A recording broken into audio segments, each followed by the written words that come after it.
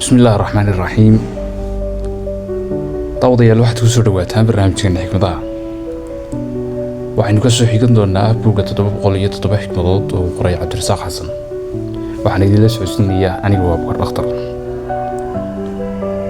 qofkii wax badan arkaa wuxuu hadlaa wax yar, qofkii wax yar hadlaana wuxuu aamusaa in badan, qofkii in badan aamusaana wuxuu gartaa wax badan. in wax badan la gartaana waa bilowga xikmadda.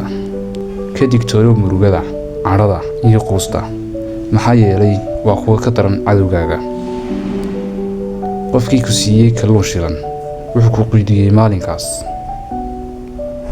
balse qofkii ku baray sida loo kalluumaysto ambaba loo soo tubto kalluunka waxa uu waxtaray cimrigaaga inta ka dhiman.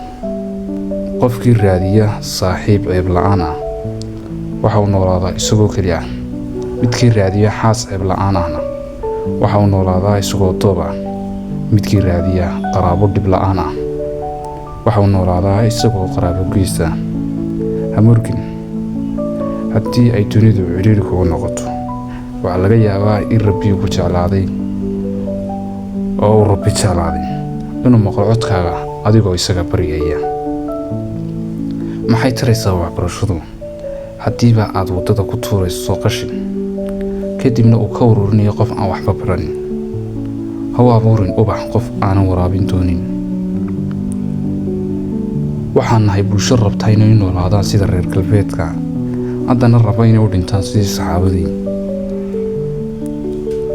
waxaa laga yaabaa waalidiintaadu in aysan kuu samaynin wixii aad u baahnid oo dhan, balse waxaa hubaal ah inay kuu sameeyeen wixii ay awoodayeen oo dhan.